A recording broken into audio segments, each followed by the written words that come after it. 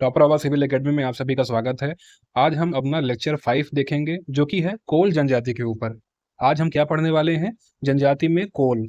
मध्य प्रदेश की यदि आप एमपीपीएससी या किसी भी एग्जाम की तैयारी कर रहे हो, चाहे आपका व्यापम अथवा ईएसबी का कोई भी आपका नोटिफिकेशन निकला होगा, उसमें आपको मध्य प्रदेश संबंधित सारे फैक्ट आपको पढ़ने पड़ते हैं।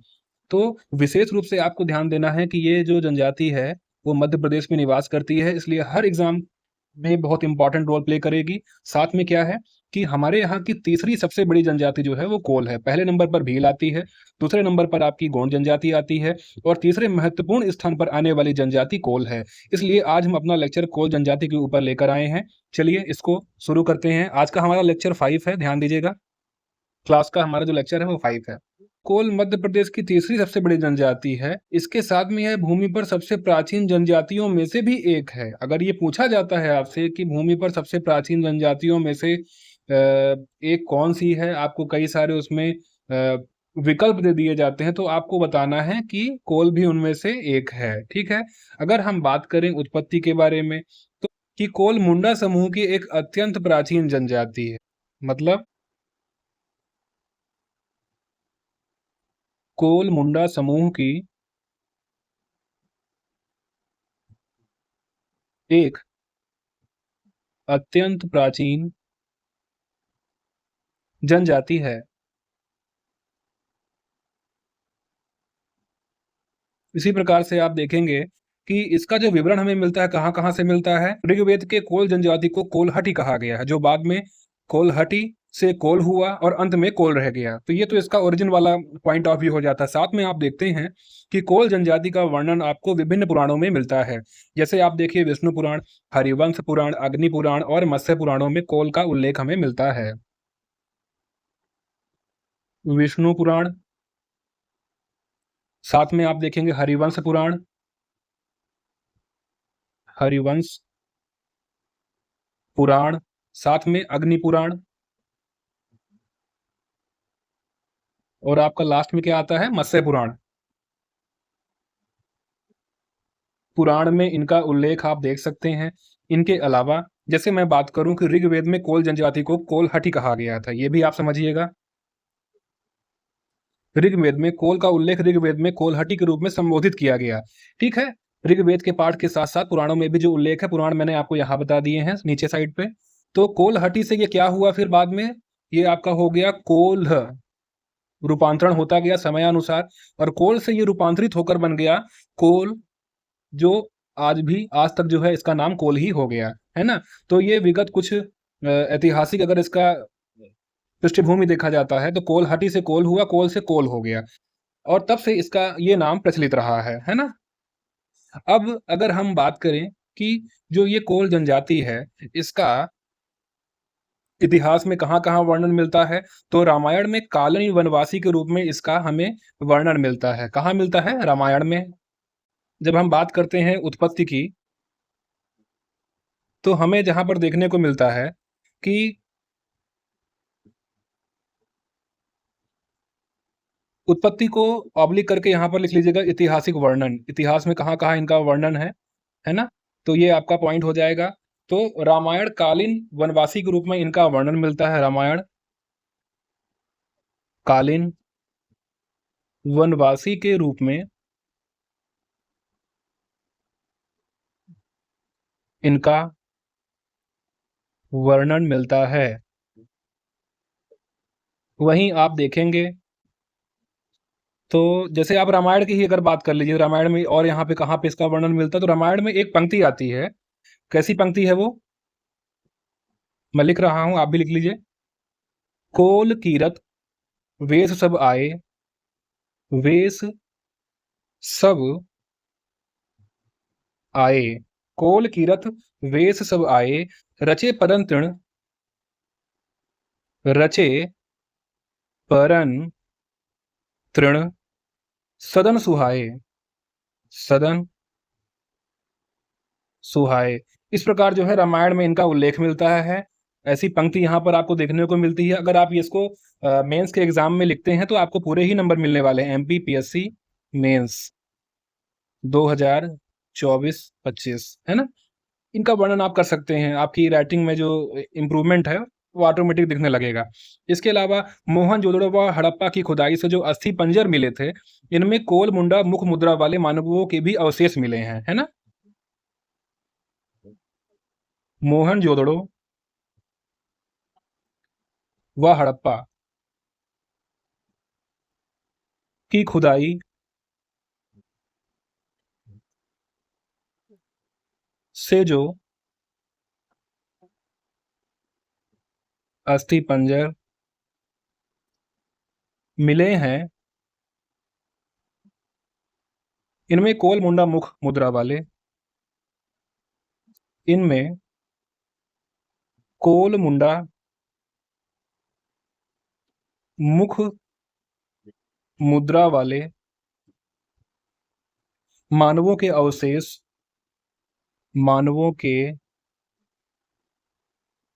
अवशेष भी प्राप्त हुए हैं।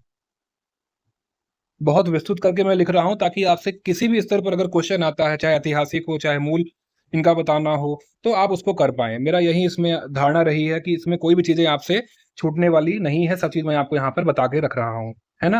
अब अगर हम बात करें इनका कि मूल निवास कहाँ कहाँ इनका पाया जाता है, तो साथियों आ जाइए मेरे साथ में। मूल में कोल छोटा नागपुर पठार की मुंडा जनजाति से संबंधित है और इनकी जो शारीरिक विशेषताएं हैं वो ऑस्ट्रेलाइड प्रजाति समूह से बहुत मिलती है, मतलब समानता रखती है। मूल निवास किसका? कोल जनजाति का। तो यहां पर आप लिखेंगे मध्य प्रदेश के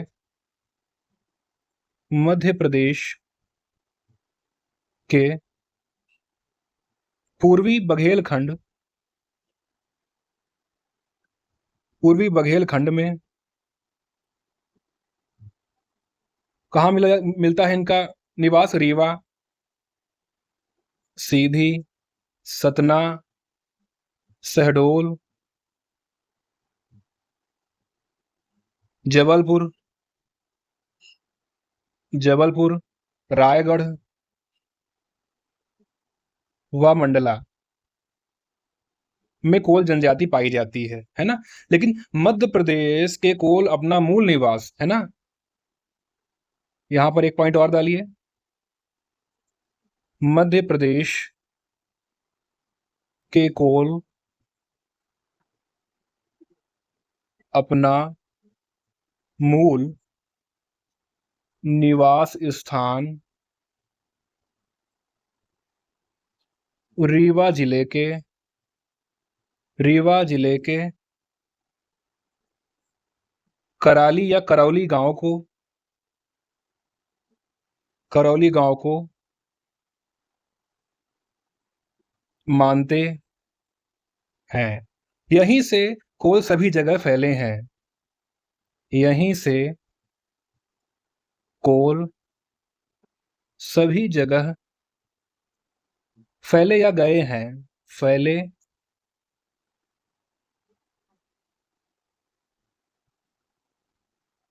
या विभिन्न स्थानों पर गए हैं, है ना? तो ये इनका हो जाता है कौन सा? कराली गांव। ध्यान दीजिएगा हम क्या बात कर रहे हैं, कराली या करौली गांव। यहाँ से ये कहाँ पड़ता है? ये पड़ता है आपका रीवा जिले में पड़ता है ना? रीवा जिले के बदरी राजा क्षेत्र के कुराली नामक गांव। फिर से मैं एक बार आपको और अच्छा लिख के दे रहा हूं। तो कराली गांव में कौन सा क्षेत्र आता है? कराली गांव का बदरी राजा क्षेत्र। बदरी राजा क्षेत्र है जो कि गांव में ही है। यहाँ पर क्या पाया जाता है? ये इनका मूल स्थान है। यहीं से ये लोग निकले हैं और विभिन्न स्थानों पर फैल गए हैं। ये इनका मूल स्थान है, इसलिए इन चीजों को आप लोग ध्यान रखिएगा। बाकी जो है, अगर ये शहडोल जबलपुर में पाए जा रहे हैं, सतना सीधी में पाए जा रहे हैं, बघेलखंड में पाए जा रहे हैं, तो वो बद्री राजा क्षेत्र से ही गमन करके वहां पहुंचे हैं, है ना? तो इस बात को आप लोग विशेष रूप से ध्यान दीजिएगा, ये बहुत इंपॉर्टेंट फैक्ट है। इसके अलावा अगर हम और आगे बात करें, अगर हम शब्द की बात करें, तो संस्कृत में कोल शब्द का अर्थ क्या पाया जाता है? बताइए फटाफट। मैंने अभी बताया, सूकर पाया जाता है। ठीक है। कोल जो है कूल से बना है, जिसका अर्थ होता है किनारा। अर्थात जो जातियां पर्वतों की तलहटी में नदियों के किनारे बसी हैं, वे कोल कहलाती हैं। ध्यान दीजिएगा, जो मैंने अभी आपसे बात की है, कोल जो है कूल शब्द से बना हुआ है, जिसका अर्थ होता है किनारा। अर्थात जो जातियां पर्वतों की तलहटी में नदियों के किनारे बसी हैं वे कोल जनजाति आपकी कहलाती हैं। और इसके अलावा मैंने उत्पत्ति संबंधित आपको चीज़ बताई है। कोल जो है मुंडा समूह की एक अत्यंत प्राचीन जनजाति है। इसका जो शारीरिक इनमें जो शारीरिक समानताएं हैं वो प्रोटो ऑस्ट्रेलाइड जनजाति समूहों से प्रजाति समूहों से समानता खाती हैं। इसके अलावा अग्नि पुराण मत्स्य पुराणों में कोल का उल्लेख मिलता है, जिसके आधार पर कोल सोमवंश चंद्रवंश के राजा गंधार के पुत्र कोल को अपना वंशज बताते हैं। महाभारत में कोलों की उत्पत्ति की कथा सूत्र है मुनि वशिष्ठ की गाय कामधेनु द्वारा। इनको और क्या कहा जाता है, तो इनको कोलारियन कह लीजिए, ज्यादा अच्छा रहेगा। परफेक्ट जो शब्द है वो है कोलारियन। कोलारियन और भंडारी इनके अन्य नाम हैं जिनके द्वारा इनका संबोधन कोल जनजाति को इनको भंडारी और कोलेरियन भी कहा जाता है। और छोटा नागपुर पठार की मुंडा जनजाति से ये संबंधित हैं। इस बात को भी आप ध्यान रखिएगा। भौगोलिक वितरण के रूप में अगर हम बात करें तो मध्य प्रदेश के पूर्वी जिलों में बसे हुए हैं। जैसे अगर हम बात करें मध्य प्रदेश का चित्र अपन बना लेते हैं तो ज़्यादा आसानी हो जाएगी। अब ये जो आपका पार्ट है ना, तो इसमें आपका रीवा सीधी सब आ जाता है। रीवा सीधी, है ना, यहाँ पर आपका शहडोल आ जाएगा, यहाँ पे आपका जेबीएल जबलपुर आ जाएगा। तो इन सब क्षेत्रों में क्या पाया, ये बघेल खंड है ना। पहली बात तो ये समझिए बघेल खंड है। यहाँ पर आपको मिल जाता है कोल जनजाति। कोल जनजाति यहाँ पाई जाती है। अगर हम बात करें सहरिया तो सहरिया यहाँ पाई जाती है ना। भील कहाँ पाई जाती है, भील यहाँ पाई जाती है। और जैसे आप अगर बात करेंगे बैगा कहाँ पाई जाती है, तो बैगा यहाँ पाई जाती है। और बैगा के अलावा बात करें गोंड कहाँ पाई जाती है, तो गोंड यहाँ पाई जाती है। तो इस प्रकार से इसका विभाजन आप मध्य प्रदेश में कर सकते हैं। अब अगर हम बात करें कि कोल प्रमुख रूप से मध्य प्रदेश के पूर्वी जिलों में बसी हुई, तो आप इसको फिगर के द्वारा समझा सकते हैं। जो ये क्षेत्र है आपका, ये पूरा आ जाएगा यहाँ तक का, है ना। अब उप जनजाति के बारे में अगर हम इनकी बात करते हैं तो उप जनजाति में ऐसा माना जाता है कि इनकी 22 उप शाखाएं हैं। इनका मूल निवास स्थान जैसे मैंने आपको बता ही दिया है, और इनकी 22 उप शाखाएं जो हैं पाई जाती हैं। इस जनजाति का उल्लेख महाभारत एवं रामायण के महाकाव्यों में जैसे मिलता है। यह मध्य प्रदेश की तीसरी सबसे बड़ी जनजाति है। इसमें उपजातियों में रौतेले, रौतिया, फिर आप इसके अलावा जानिए विंजय, रैवरिया, ये लिखते जाइएगा। रैवरिया के अलावा ठाकुरिया, बस आपको लास्ट में रिया जोड़ना है ना। रिया जोड़ देंगे तो आपका जो है समझ लीजिएगा कि ये जो जनजाति है वो कोल से संबंधित है। दशोरा, दशोरा, दशोरा के अलावा आप जानते हैं मड़हनहा, मड़नहा, मड़नहा, मड़नहा के बाद आप देखेंगे भवतिया, भवतिया, रिया हो, तिया हो, इन सब चीज़ों में आप समझिएगा जो मैं कहना चाह रहा हूँ।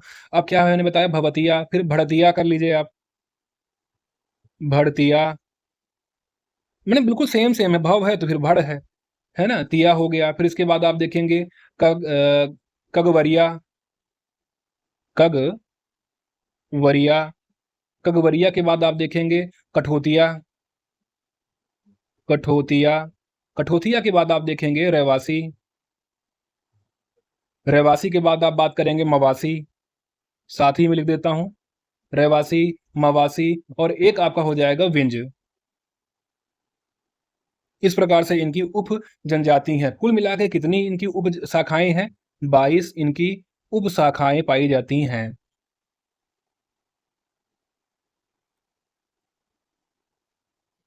इसको राइट डाउन कर लीजिए।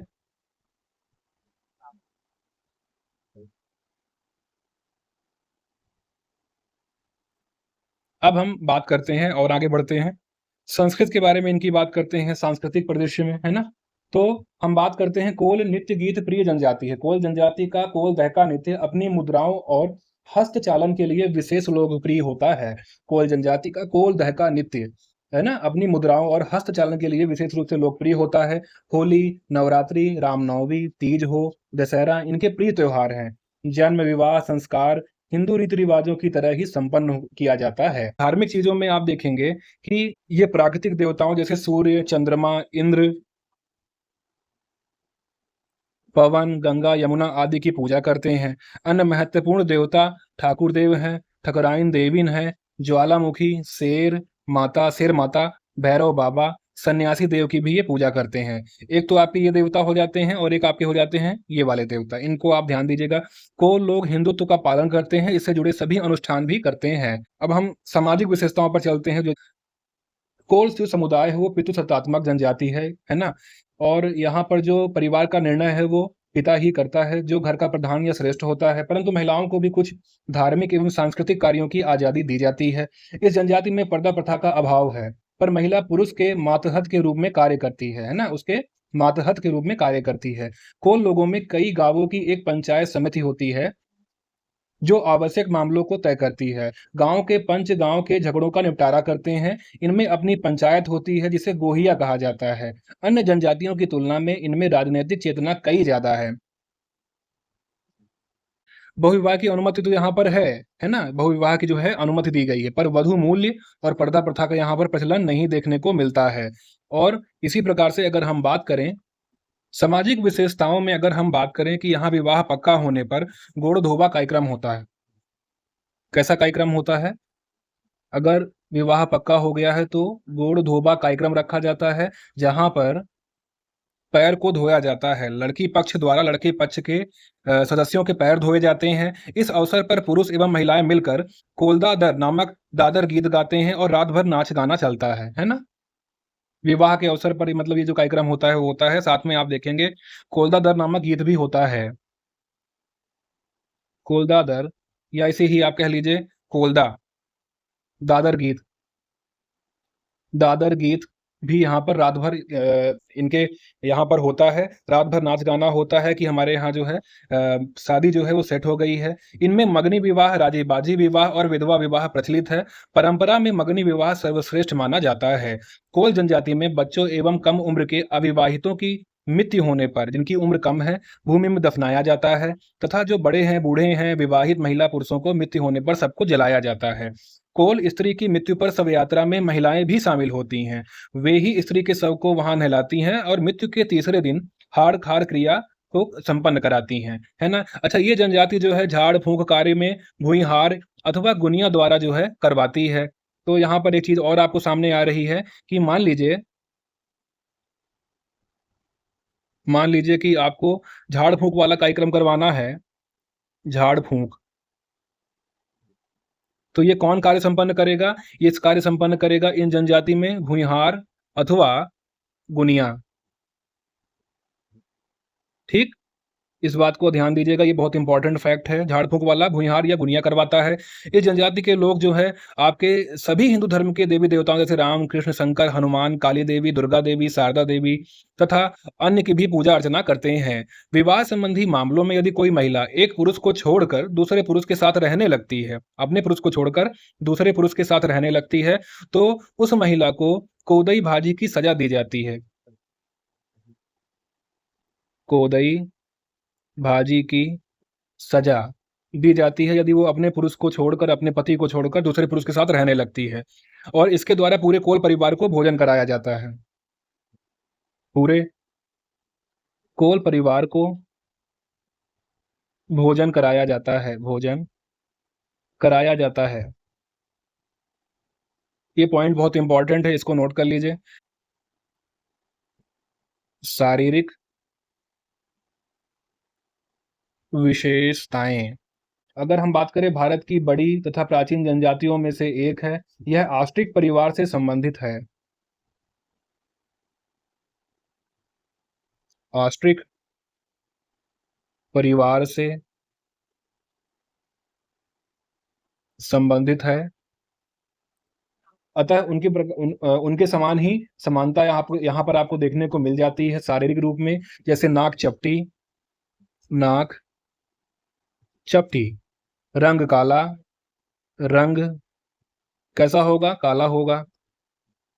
फिर आप देखेंगे मस्तिष्क ऊँचा होगा, मस्तिष्क ऊँचा होगा और वहीं आँख भूरी पाई जाती है और कद जो होता है मध्यम होता है। कद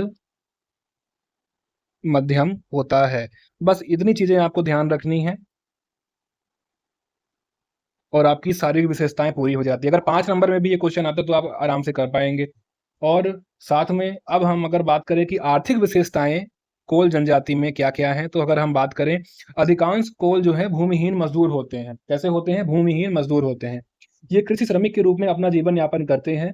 कृषि के अतिरिक्त पशुपालन भी इनकी जीविका का मुख्य आधार है।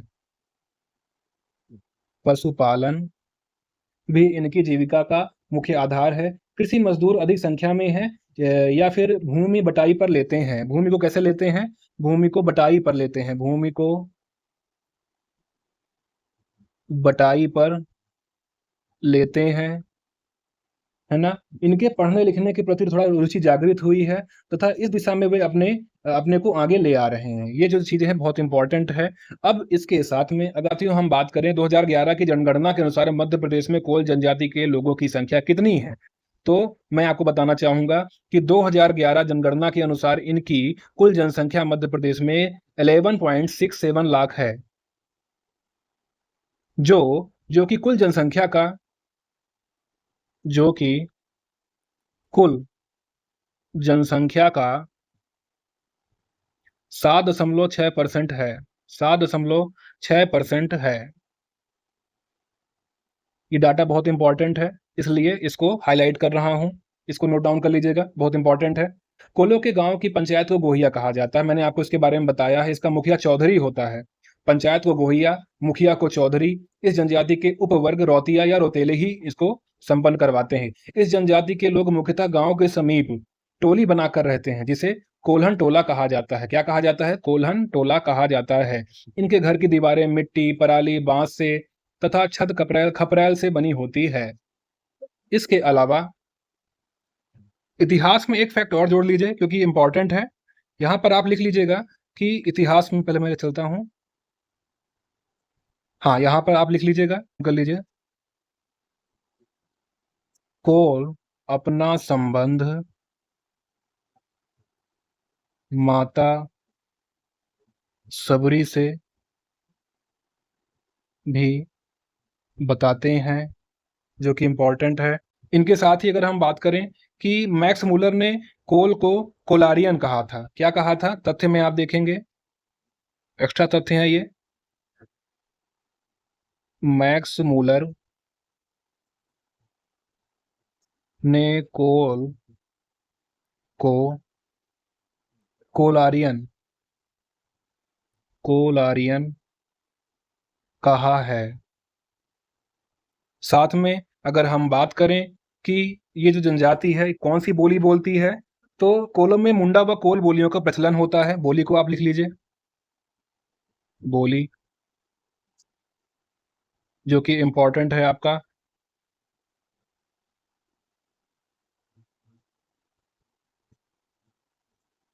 कोलों में मुंडा व कोल बोलियों का प्रचलन है। साथ में मुंडा समूह की भाषा में विकृत के कारण वर्तमान में कोल बघेली बोलते हैं।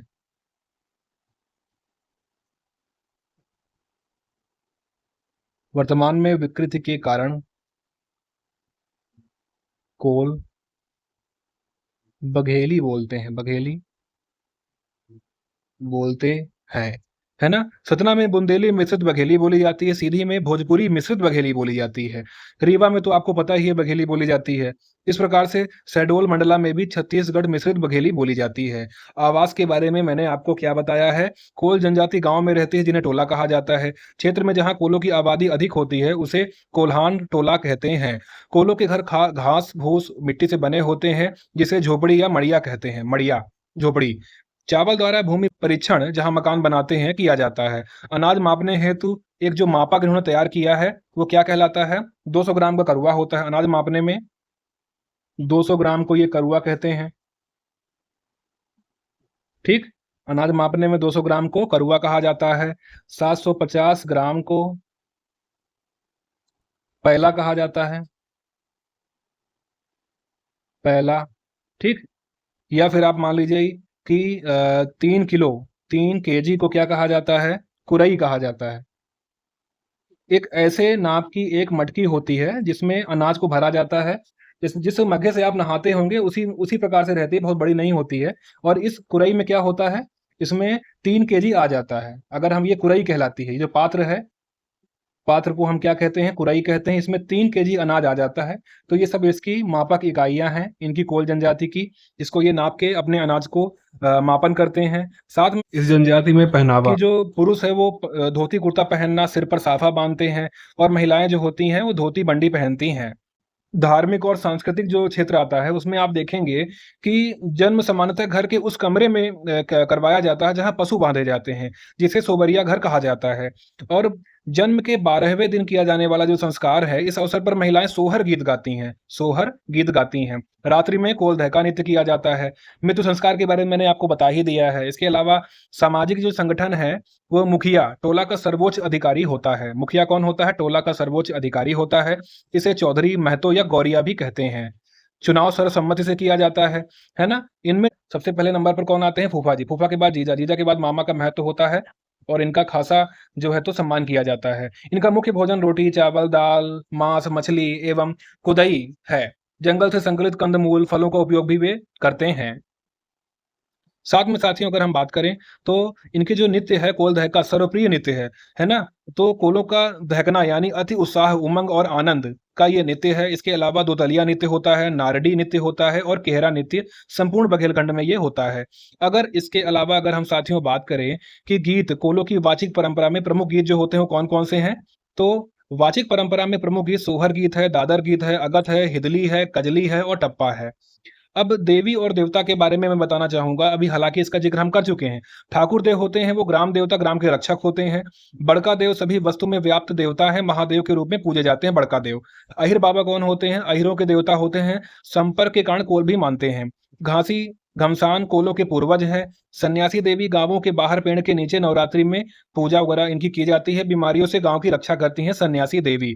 फिर मैं एक बार रिपीट कर रहा हूँ। ठाकुर देव कौन होते हैं? ग्राम देवता होते हैं, ग्राम के रक्षक होते हैं। सन्यासी देवी कौन होती है? गाँव के बाहर पेड़ के नीचे स्थापित की जाती हैं। नवरात्रि में इनकी पूजा होती है, बीमारियों से गाँव की रक्षा करती हैं। घासी घमसान कोलों के पूर्वज होते हैं। अहिर बाबा अहिरों के देवता होते हैं। बड़का देव सभी वस्तु में व्याप्त देवता है, इनको महादेव के रूप में पूजा जाता है। इस प्रकार से अगर आप देखेंगे कि हमारी कोल जनजाति यहाँ पर पूरी हो जाती है। कोल जनजाति के बाद जो है हमारा ये लेक्चर कुछ संपूर्ण हो गया है। कल हम एक नई जनजाति के साथ आपके साथ फिर मिलेंगे। आपको हमारा सेशन यदि अच्छा लग रहा हो तो इसे ज़रूर लाइक करिए, सब्सक्राइब करिए, कमेंट करिए। जो चीज़ें मैं आपसे पूछ रहा हूँ उसके बारे में भी आप बताइए। इसके अलावा जो चीज़ें आगामी जो हमारे सिलेबस में क्या-क्या पढ़ाया जाएगा इसके बारे में भी अगर आप रुचि रखते हैं तो आप हमसे पूछ सकते हैं, ताकि आप उसको पढ़ के हमारे सामने बैठें और कमेंट में उन चीज़ों को आप पूछ सकें कि सर ये हो रहा है, ये नहीं हो पा रहा है, और उसका हम आपको आंसर प्रोवाइड करा पाएँगे। एक बात को मैं यहाँ बताना भूल गया हूँ कि यहाँ पर कोल महाकुंभ भी किया गया था। कोल महाकुंभ का आयोजन किया गया था। कब किया गया था? 24 फरवरी को 2023 में किया गया था। इसका स्थान क्या है? स्थान आपका सतना में किया गया था कोल महाकुंभ। मुख्य मुख्य अतिथि कौन थे? श्री अमित शाह थे, केंद्रीय गृह एवं सहकारिता मंत्री, है ना? इस बात को ध्यान दीजिएगा, ये थोड़ा इंपॉर्टेंट है। इसको अगर आप लिख देंगे तो आपका 1-2 नंबर और बढ़ जाएगा। साथ में अगर हम बात करें कोल जनजाति विकास प्राधिकरण, ये भी इंपॉर्टेंट है। कोल जनजाति विकास प्राधिकरण, इसका जो है गठन किया गया था। कब किया गया था? इसका गठन 6 जून 2011 को किया गया था, है ना? इसका उद्देश्य क्या है? कोल जनजाति के विकास के लिए आर्थिक, शैक्षणिक व सामाजिक प्रयास करना। संरचना में अध्यक्ष कौन होता है? कोल जनजाति के नाम निर्दिष्ट व्यक्ति इसके अध्यक्ष होते हैं। सदस्य कौन होते हैं? राज्य शासन द्वारा निर्दिष्ट 5 व्यक्ति इसके सदस्य होते हैं। 3 अशासकीय सदस्य कोल जनजाति के होते हैं, जो अशासकीय होते हैं। 2 सदस्य विषय विशेषज्ञ होते हैं। इसके बारे में मैं नीचे आपको बता देता हूँ, ज़्यादा अच्छा रहेगा क्योंकि आप भूल सकते हैं। चलिए लिख लीजिए एक बार। संरचना कैसे होती है कोल जनजाति विकास प्राधिकरण की? कोल जनजाति विकास प्राधिकरण, तो इसकी गठन कब किया गया था? 6 जून 2011। अब इसकी संरचना के उद्देश्य पहले बात कर लेते हैं, ज़्यादा बेटर रहेगा। कोई ना कोई उद्देश्य को लेकर ही इसे स्थापित किया गया है, तो उन उद्देश्यों को भी अपन देख लेते हैं। कोल जनजाति के विकास के लिए आर्थिक, शैक्षणिक, सामाजिक प्रयास करना। शैक्षणिक,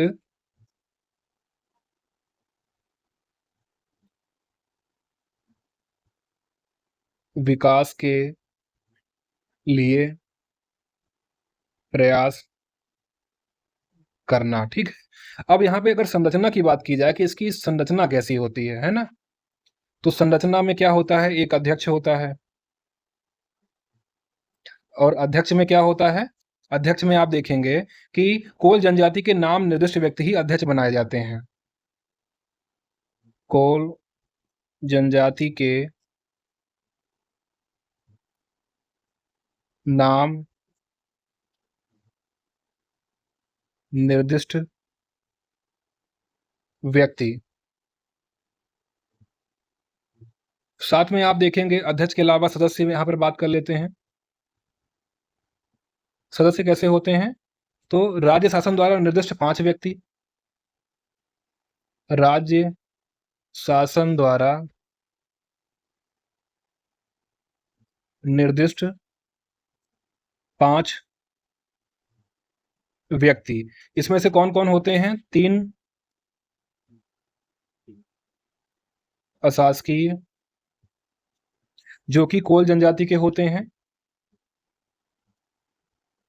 कितने होते हैं, ये आपके 3 सदस्य होते हैं। साथ में आप देखेंगे 2 सदस्य कैसे होते हैं, विषय विशेषज्ञ होते हैं। 2 सदस्य विषय विशेषज्ञ होते हैं।